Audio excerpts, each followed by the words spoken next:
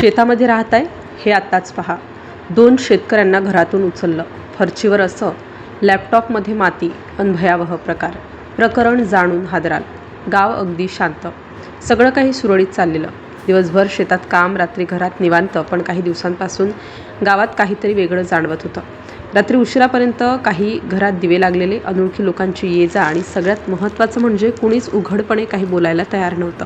गावकऱ्यांना सुरुवातीला वाटलं कदाचित शेतीसाठी काही नवीन काम चालू असेल, पण हळूहळू संशय वाढू लागला. कारण त्या शेतघरातून विचित्र आवाज येत होते, मशीनसारखे.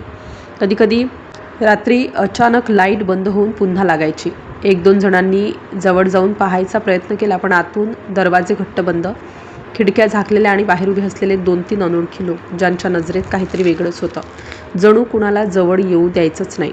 गावात कुजबूज सुरू झाली. काहीतरी गडबड आहे, पण ठोस पुरावा कुणाकडेच नव्हता. त्यामुळे सगळे फक्त अंदाज बांधत होते आणि दरम्यान त्या शेतघरातली हालचाल अजूनच वाढत होती. अचानक एक दिवस पोलिसांच्या गाडीचा आवाज गावात घुमला.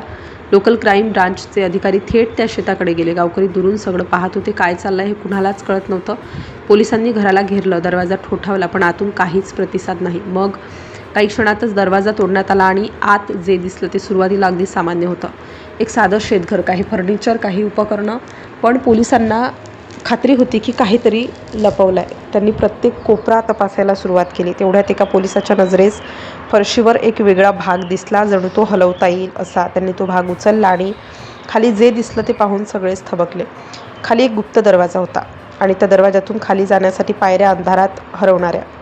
पोलिसांनी टॉर्च लावली आणि सावधपणे खाली उतरायला सुरुवात केली.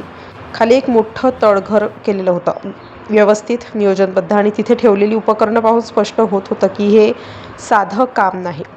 तिथे काही लोक घाईघाईने काहीतरी लपवण्याचा प्रयत्न करत होते, पण पोलिसांनी त्यांना तिथेच पकडलं. 2 जणांना जागीच अटक करण्यात आली. तळघरात अनेक मशीन लावलेली होती, प्रिंटर, कागद, केमिकल्स आणि बाजूलाच ठेवलेल्या नोटांच्या गठ्ठ्या. पण त्या नोटा पाहून पोलिसांच्या लक्षात आलं की हे काहीतरी मोठं आहे. सगळीकडे पसरलेली कागदपत्रं, लॅपटॉप आणि काही उपकरणं, जणू एखादं गुप्त काम चालू होतं. पण अजूनही स्पष्ट नव्हतं की नेमकं काय.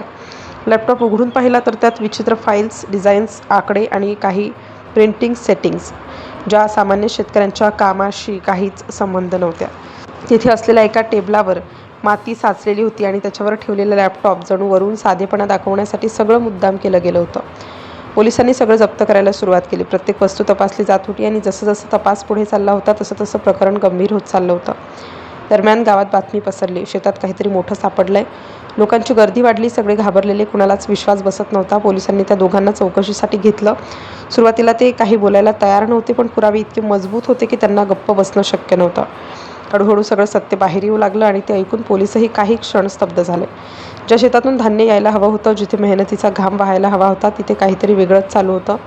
हे फक्त 2 लोकांचं काम नव्हतं. यामागे एक मोठं जाळं होतं आणि अजून काही लोक यात सहभागी असल्याची शक्यता होती. सगळ्यांच्या मनात एकच प्रश्न होता, नेमकं चाललंय काय होतं इथे? आणि शेवटी जे उघडलं ते ऐकून गाव हादरलं. त्या शेतघरात जमिनीखाली बनावट नोटा छापण्याचा मोठा कारखाना चालू होता. लाखो रुपयांच्या खोट्या नोटा तयार केल्या जात होत्या आणि त्या बाजारात फिरवल्या जात होत्या. एक चूक झाली आणि सगळं उघड झालं.